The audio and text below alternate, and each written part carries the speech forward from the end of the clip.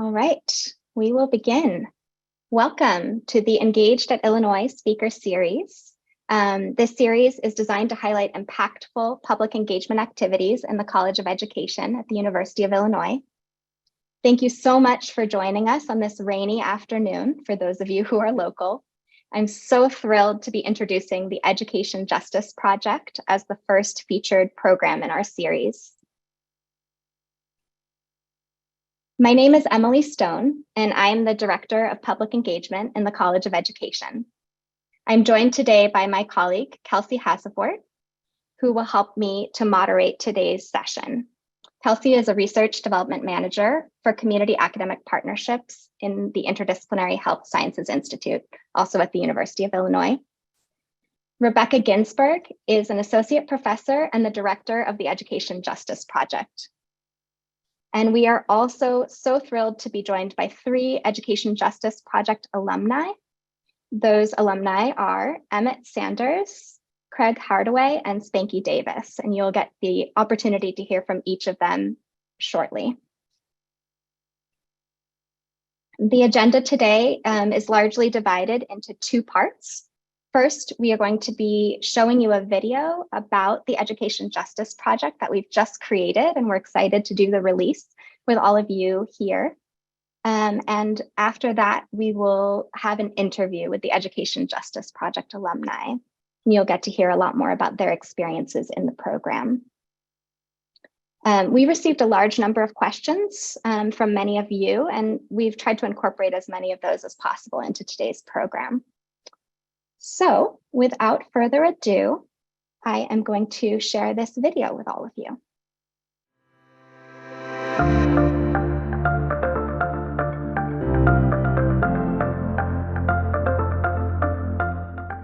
Students travel from across our state to attend the University of Illinois' Urbana-Champaign campus. As a land-grant institution, we welcome them from farms, urban neighborhoods, small towns, and the suburbs, recognizing that their breadth of backgrounds enriches the teaching and research that happens on campus. However, there's one group of highly qualified students who are unable to make their way to Urbana. They're full of drive, intelligent, ambitious, and hardworking. Studies of this population demonstrate that they're highly innovative, able to look at problems in new ways, and intellectually bold, but they're unable to join us on campus. I'm referring to incarcerated individuals. If we're to incorporate their knowledge, strengths, and perspectives into our teaching, scholarship, and engagement initiatives, we need to go to them. There are thoughtful and brilliant scholars locked up in our state's prisons. And it is in the interests of everyone that universities join forces with them. It was with that understanding that a group of us created the Education Justice Project, or EJP, in 2008. EJP is one of about 300 college and prison programs in the United States, and one of the oldest. 300 may sound like a lot until you consider that there are about 2,000 state and federal prisons in the US. Most incarcerated people don't have access to academic educational programs past the high school level. For those who do, these programs can be game changers for them personally, for their families, for the host institution, and for society as a whole. I can best explain that by introducing you to what EJP does through the stories of a few of our former students. Johnny Page, one of the almost 300 individuals who has participated in EJP programming at Danville Correctional Center since 2008, was incarcerated for 23 years. Within EJP, he took 4-credit courses for which he earned transferable U of I credits and attended workshops and guest lectures. Alongside other EJP students, he founded an anti-violence program at the prison. It involves EJP students serving as trained, trauma-informed facilitators to groups of men from the general population. He was already a leader within the prison. His time in EJP allowed him to further develop his leadership skill set. Upon release, Johnny applied his U of I credits to a bachelor's degree program in psychology at Governor State University, graduating in 2016. After serving as a program director at Contextos, a Chicago-based organization that encourages writing to promote healing and reflection, he became the organization's executive director in 2022. Augie Torres published his first piece of academic writing while still in prison as co-author on a refereed article about language partners. the English as a Second Language program that he and others developed under EJP auspices. They also received an international award for this work, which involves teaching English to other incarcerated individuals. Upon his release, Augie taught adults at a community school, completed his bachelor's at Northeastern Illinois University, and is now pursuing a master's in social work administration at the University of Chicago while working full-time for an anti-violence organization. Daniel Graves is an EJP charter student, a member of our very first reading group at Danville Correctional Center.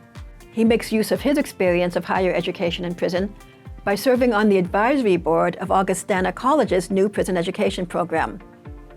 This is in keeping with our model. EJP doesn't aim to expand to more prisons. Instead, we provide assistance to other universities and colleges that wish to start their own programs. In a similar spirit, we encourage University of Illinois grad students who have taught with EJP to start college and prison programs at the institutions where they land as faculty members. About 10 of them have accomplished this or are in the process of doing so. In this way, EJP has directly contributed to the development of programs in Utah, New York, North Carolina, California, and other states. Sadly, some people oppose higher education in prison on the grounds that individuals who have hurt others don't deserve a free college education, while acknowledging the pain that criminal activity can cause. I want to suggest another way of responding to harm, one that relies less on notions of desert and more on an attitude of compassion and building up communities. Humans make mistakes. We hope to receive grace from others when we do. Indeed, when we make mistakes, we're grateful when people are willing to look at the broader circumstances surrounding our actions, not in the spirit of making excuses for us, but to better understand why we did what we did so that we can better prevent future harms. When we take in the whole story in the context of criminal convictions, we're forced to acknowledge the role that targeted policing, discriminatory laws, biased jurors, and sentencing inequities play in filling our prisons. We also have to consider the roles of substance abuse, trauma, mental health, and poverty. When we apply a broad lens to instances of harm, we find ourselves moving away from narrow calculations of punishment and seeking fairness on a different scale. A more generous, inclusive weighing of the scales of justice requires us to ensure that people in prison, especially those from historically marginalized and oppressed communities, be provided as many supports and services in prison as possible. Well, some people also ask, isn't college and prison a non-starter in any case? Because most people in prison are basically stupid. Well, it's true that many incarcerated individuals are survivors of poor school systems, but that's not the same thing as being intellectually weak. Many people in prison make up for the deficiencies of their earlier schooling by educating themselves. Indeed, incarcerated college students share characteristics with adult learners generally.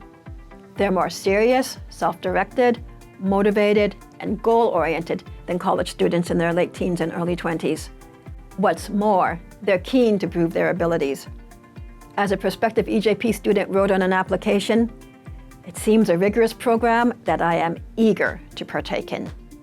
My aspiration for EJP students is the same as for those on the Urbana campus, namely that their University of Illinois education will help them identify ways that they can meaningfully contribute to the shared work of making our world better.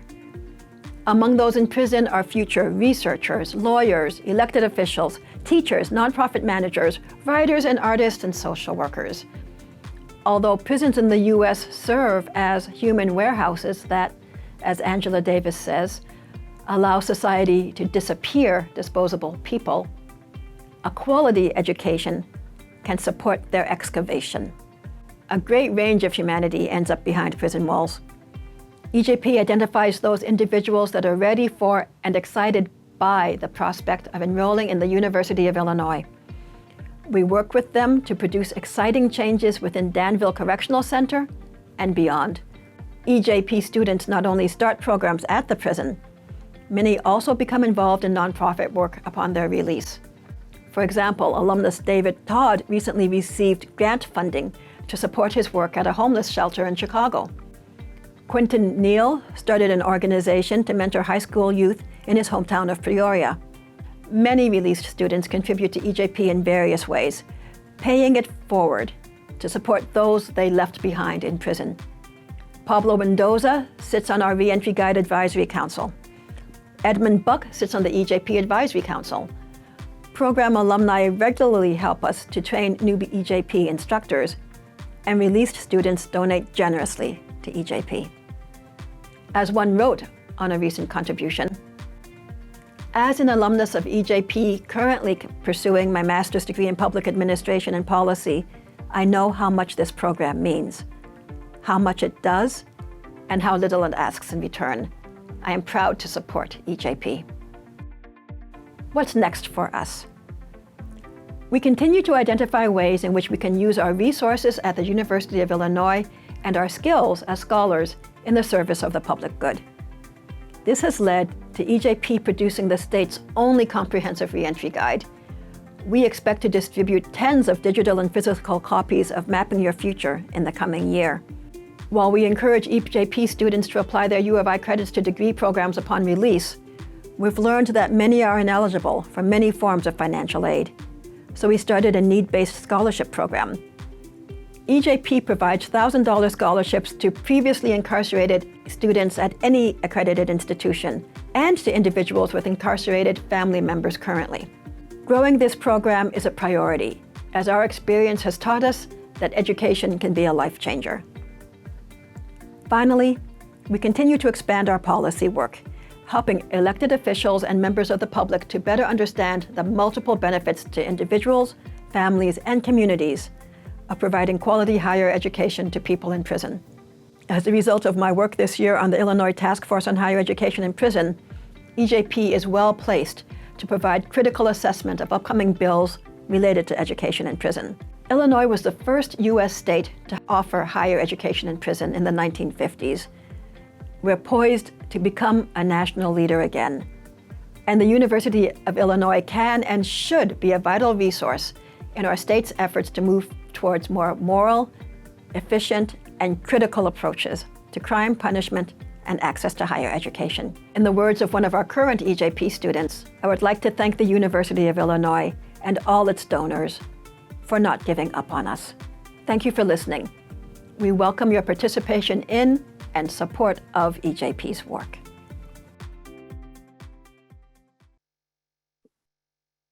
Thanks so much for watching. I hope that gave you some great perspective into all of the wonderful work that the Education Justice Project is doing. We are going to transition now from the video portion of our event to the interview portion, which I am very excited about. As I already mentioned, I am joined today by Rebecca Ginsburg, the director of the Education Justice Project, as well as 3 Education Justice Project alumni. I am joined by Spanky Davis, Craig Hardaway, and Emmett Sanders. And I'm just checking whether Emmett is still with us. There he is, perfect. All right. And as I also mentioned, many of you submitted questions to us prior to the event, and we've done our best to incorporate those into the program. And if we have some additional time at the end, we can take some live questions as well. So I want to start just by hearing a little bit from each of our alumni here today. And we will start with Spanky. Spanky, could you please briefly introduce yourself and share what you're doing now in your life broadly? Absolutely. Good afternoon, everybody. Thank you for joining. I am Spanky, one name like Cher. Very proud of it. I am the senior alumni advocate at a marvelous organization called Contextos. Thanks so much. Craig, could you please introduce yourself and share what you're doing now in your life? Hello, everybody. My name is Craig Hardaway Jr. I work at a nonprofit called UCAN, which is an acronym for Early Children Advantage Network. I am a program manager over a program called VIPS, which is another acronym. We got a lot of acronyms in our field. Violence Intervention Prevention Services. And what we do, we respond to shootings in our community. We go out and provide resources to perpetrators and to victims alike in the community. We're guided by this notion of peace. We want to be able to stop the shootings that's going on within the city. And we know in order for that to logically happen, you have to be able to provide resources. You have to be able to have conflict mediation. It's a lot of different things that we do within the community. We do civic engagement. We go like to Springfield, to our nation capital. We lobby for different bills. We work with several state senators, several representatives, as well as on the federal level, to try to get laws to help aid and end this whole notion of the violence that's going on in the city of Chicago. And that came from the program that Rebecca talked about Chicago anti-violence education that we started when we were in Danville. Thank you so much. And Emmett, could you also introduce yourself and share a little bit about your life? Sure, I am Emmett. I am a project researcher. For the past 5 years, I've been working as a project researcher for a nonprofit out of Oakland called Media Justice. I'm working on campaigns to sort of curtail the use and proliferation of electronic monitoring. I've also done a lot of work on voting rights and various other things. And I am completing my master's degree. I'll be graduating in December with MPA for public affairs and public policy. So get in there and try to change things at that. That's wonderful. As each of you were speaking, I saw some reactions from members of our audience today, some applause and some congratulatory symbols. I think it's wonderful to hear the kind of work that you're all engaged in. I'd like to direct the next question to Spanky. Spanky, do you think that being an Education Justice Project student has made a difference in your life, either your life while incarcerated or post-release? Yes, absolutely. Both, as a matter of fact. While incarcerated, because EJP gave so many of us who were already in the process of developing healthy habits of change and in the process of challenging ourselves intellectually and emotionally in our process of maturation. We were already leaders in our communities. And the problem was we didn't have access to higher education in prison.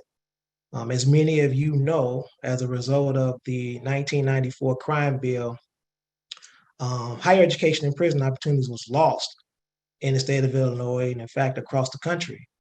And so the only opportunities that was left was lower division courses.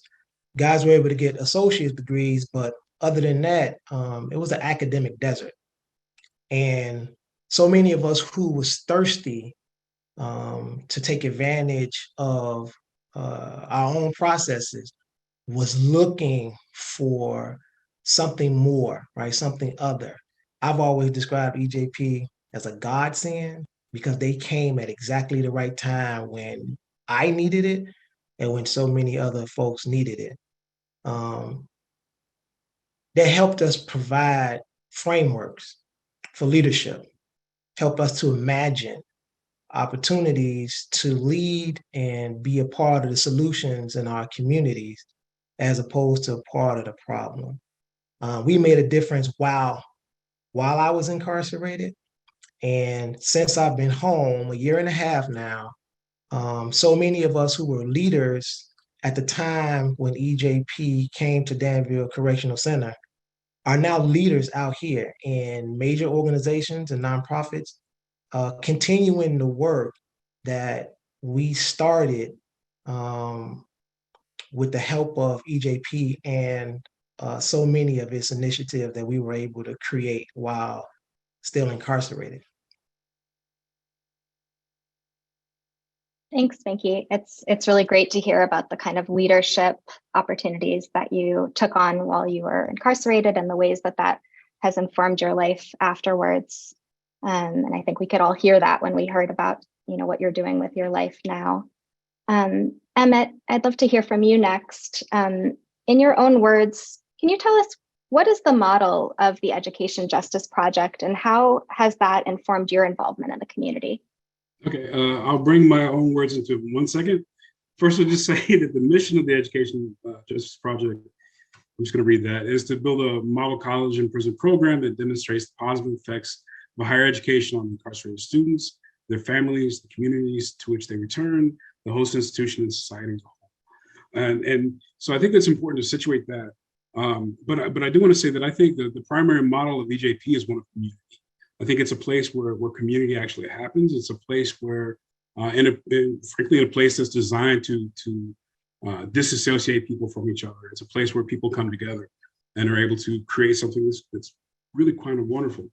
And for me, the community that I found in EJP actually translated to community that I seek out here. So a lot of my work, for example, is like, fighting for voting rights, fighting for people who have been denied their rights in the process of incarceration. And I see myself as part of this greater community that's not just part of EJP, but a part of all formerly incarcerated people and the people who love them. And so that's largely where my engagement with EJP is sort of impacted the way I see the community that I am in conversation with. Thanks, Emmett. I saw a lot of people nodding while you were speaking. I think this idea of community is one that resonates with a lot of us and is a way that in all parts of life and society, we're inspired by being, parts of communities that lift us up. So thank you for sharing that. Craig, I want to turn to you next. Could you share what impact being a U of I student had for you while you were incarcerated, and how has that impacted your family members on the outside?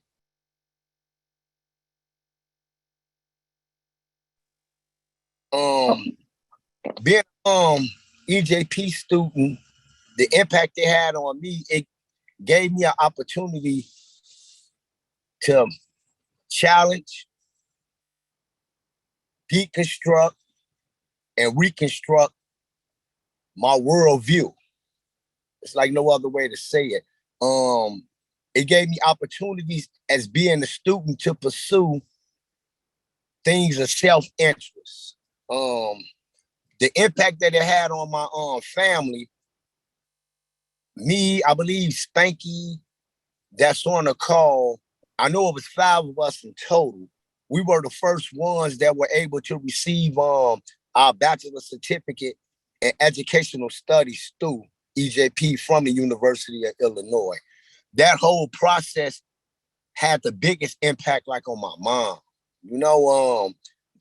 Like a lot of us that's alumni happened to go to prison when we were kids, right? We were all teenagers, went through the system. At the time, they were giving out so much time. So being able to accomplish that, being able to have my mom see me through a different lens, being able to see what the vision she had for me to come to fruition, that had a huge impact, not only on me, but on my son as well. My son was able to see, even though you might find yourself in the position where it might seem like you're at your worst, you could still be that rose that grows from concrete, right? You could still like transcend whatever situation you find yourself in or they put you in. And EJP helped me do that amongst other things that I was able to accomplish while I was incarcerated. So for that reason, I always and forever will be like grateful,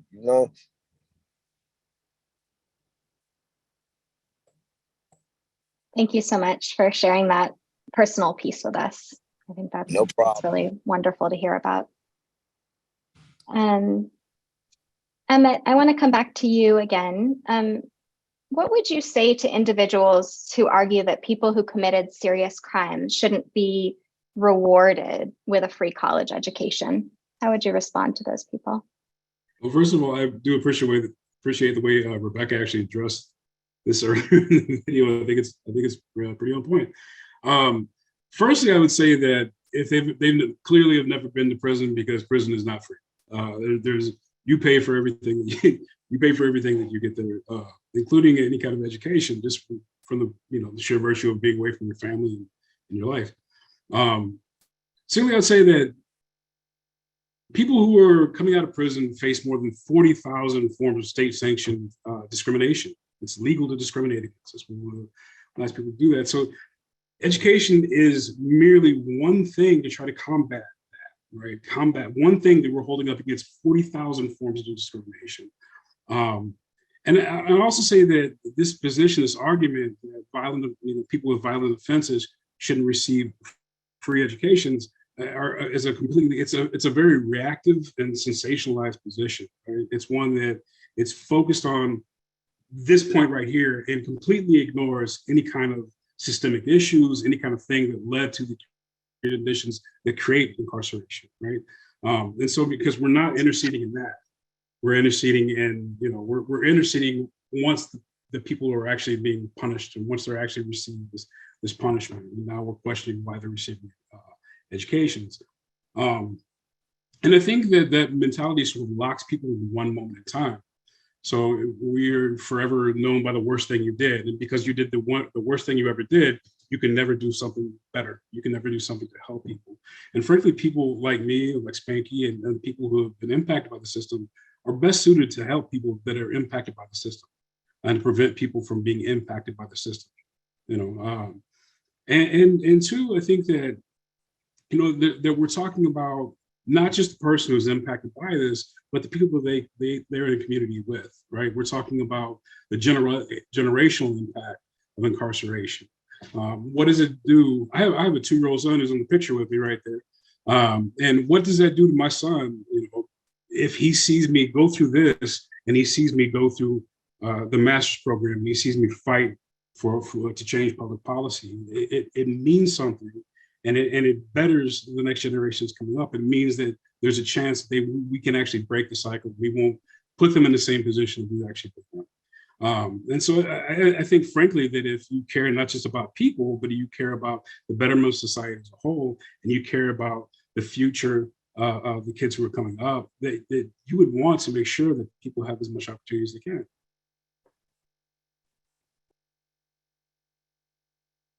Thanks so much, Emmett. I think that really adds to what Rebecca already shared in the video to give a big picture to this question.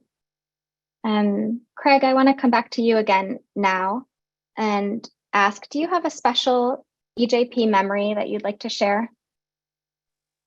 Yeah, so I used to be a librarian, right? We'll get books donated to us and we'll go through, label them, learn the Dewey Decimal System. So one of the books when I was going through the box was called Black Girlhood Celebration. It was a young girl on there about 12 or 13. She had her arms stretched out, trying to reach each end of life from the east to the west. And the picture intrigued me. So I read the back of the book. The book talked about feminism. So I say, man, this is something I might be interested in learning about. So as I started reading the book, I just happened to have a book with me one night when we were in the resource room, which was later called WAMP for writers and math partners. And as I'm reading it, one of our instructors at the time happened to recognize the book because she was in the program that they was talking about within the book. And she started questioning me about, like, where did you get that book from? Why are you reading it? And I'm explaining to her, it piqued my curiosity. Short story, bring it to a short close. As I read the book, me and her interacted, and it was something within the book that I felt was a notion of, I say the book wasn't addressed to me because the book talked about patriarchy. And if you wanted to change patriarchy, you should have put something within the book to give us a roadmap. That led to me communicating with the author, which led to us having our first Black feminism thought reading group, and it was spectacular. That's like one of my fondest memories in the program. And the author name of the book is Dr. Ruth Nicole Brown. And the young lady that was a volunteer at the time name was Christian Smith. She was in her program, love acronyms, called Soul Hot. SOLHOT, saving our lives, hearing our truths. Thanks for sharing that memory. Spanky, I also want to ask you the same question. Do you have a special EJP memory you'd like to share? Yes, thank you. Thank you, Emily, for that opportunity. There are many, to be sure, but the one that stands out the most to me, the most profound, for these reasons. So give me a brief moment to sort of create a context, right, for why I'm about to say what I'm about to say. There is a practice in prison in general, but particularly in IDOC, for any incarcerated person to be deemed as the sum total of their criminal conduct. Their very bodies, their very persons are criminalized always and only, day in and day out, hour upon hour, minute upon minute, second upon second. That comes in the form of security apparatus that uses administrative power to control you, to surveil you, to deprive you, demean you, marginalize you, and put all kind of restrictions on you such that the empathy factor is lost. And once you are subjected to that day in and day out, it becomes a trauma that chokes the very life of hope, the very idea of the process of making yourself into a better person. Once that empathy factor is lost, you just cry out. You cry out for moments of normalcy where somebody is just willing to treat you as a human being. Someone that's just willing to say, you know what, I value you as a person that is not equal to the sum total of their criminal conduct. With that said, I remember EJP's first, what am I thinking about, Rebecca? It's the, anyway, I'm thinking about this event. Symposium. Symposium. It was symposium. Thank you. Thank you, C. I appreciate that. EJP's first symposium on higher education in prison. You had people literally from all around the world come to Danville Prison to look to see what EJP was doing with its program of higher education in prison. And in that moment, at that event, for the very first time, and at that time, we will probably have been 15, 16, 17 years of carceral life, I felt like a human being. For the very first time, I felt like I was being judged. Strike that I was being received as a human being who was not equal to my criminal conduct. People from all over the world came to speak, came to show interest, and you talk with us with all of their hopes, with all of their interests and aspirations. Man, it was a day that I can remember, man, just coming back home, getting on the phone and crying to my mother like, "Ma, man, it was the best day of my carceral life." I never thought I would utter those words about an experience in prison. But it was that day that helped me to see, you know what, this is what I want for myself. This is what I want for my brothers who are in the struggle with me. And that ties back into the first question that I answered about the difference that EJP made and continues to make. It is that they bring an empathy factor to their approach to higher education in prison that transcends the norm. That right there is more powerful than anything. Trust me when I tell you that. Thank you so much, Spanky, for sharing that. It's a really moving story, and you painted a really good picture of why that was so impactful for you. We have about 5 minutes where we could take some questions from those of you who have joined us today. If I saw the chat got a little bit lively there for a few minutes, which was great. And yes, as Rebecca said, a moving picture of why prisons are so awful. If you have questions that you'd like to ask, please feel free to put those into the chat. And we can try to take a couple of live questions. I hope we've incorporated I know we've incorporated some of your questions that you submitted in advance. And yes, as Kelsey said, you can also unmute yourself if you want to ask directly. So I have a question, if I may ask one. Please. All right, so hi, my name is Michael Harrell. I'm also an alumnus of EJP. And I would just like for our panelists to expound more profoundly on the type of education and the quality of education that's provided through EJP in comparison or juxtaposed with all other educational opportunities or programs that's available in these carceral settings. Let me tackle this one because it's actually something that I want to speak about, and I'll be as brief as I can. The quality, when you talk about the quality of education that EJP brought, they didn't sleep a beat. They didn't take nothing off. They held us to the same kind, if not more, of the rigorous academic standards of any university program. And I say more because so many of us, we were already adults and, had already come into a certain maturity about ourselves that some of traditionally younger students don't have.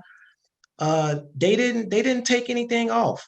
They challenged us in ways that we needed to be challenged, in ways that we were already challenging ourselves, as opposed to the more conventional approach, for example, with some of the associate level programs that certain state prisons contract with, right?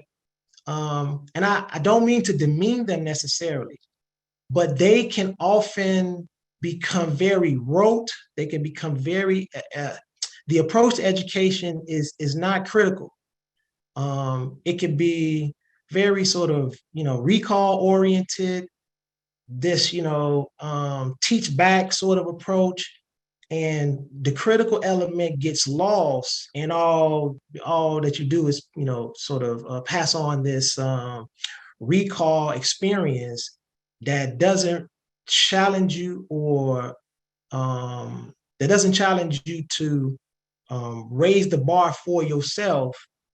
And like CR was saying earlier, challenge assumptions about yourself that you were raised with, particularly with regards, for example, the hypermasculinity that so many of us are raised under, right? Coming from communities of struggle, communities of high poverty, communities where the sense of, well, you have to develop a sort of self-defense posture when it comes to protecting yourself.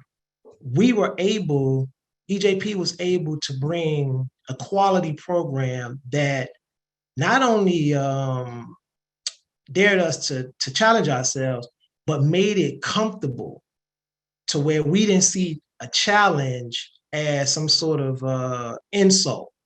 We welcomed it. And as a result of us welcoming it, it helped us to move beyond some of the more less than stellar educational experiences that so many of us grew up with prior to prison and that we had to become used to while incarcerated. Thanks, Spanky. We have time for one more question if anyone has one they would like to ask. Again, you can either drop it into the chat or unmute yourself to ask.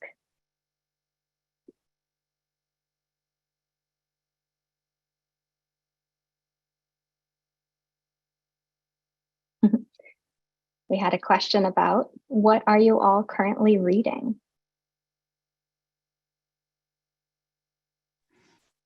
I am currently reading Public Budgeting and Finance.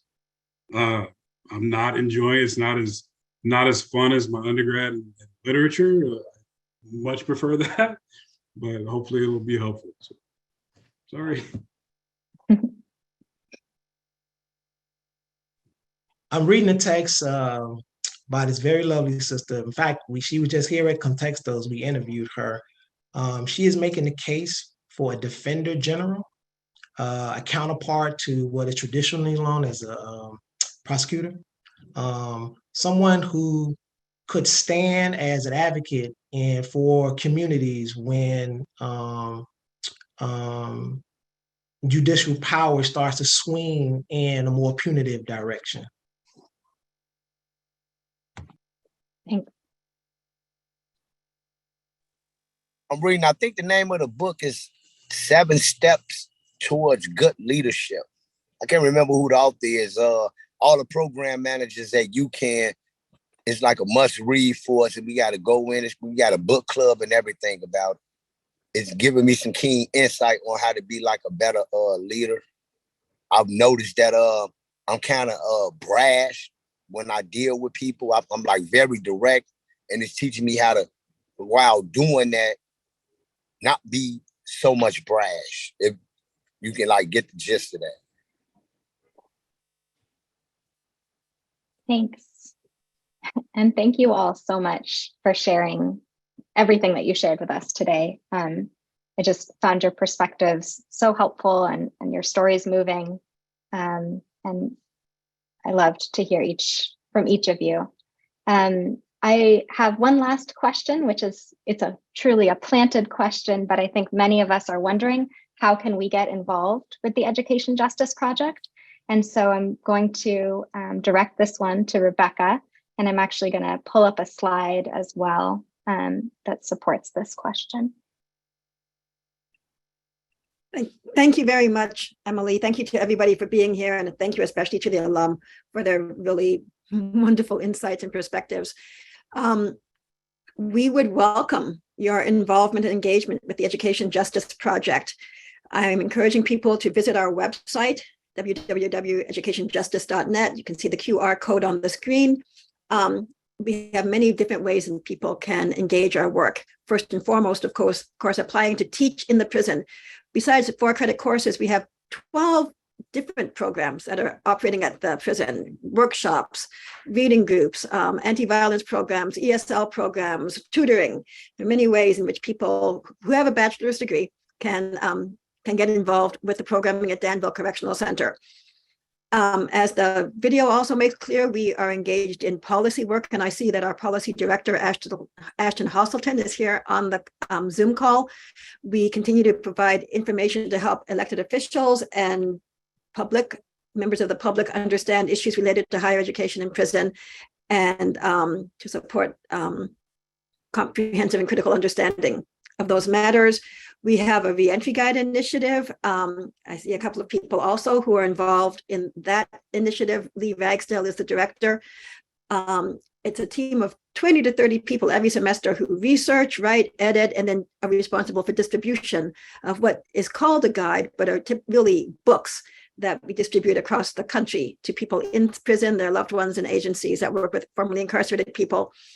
And finally, we always appreciate financial contributions that allow us to do our work and to continue to push our agenda forward, to help people at the University of Illinois Urbana-Champaign and across the state understand the value of engaging with people in prison and of continuing to provide quality higher education, expanded access to quality higher education in the state of Illinois and beyond.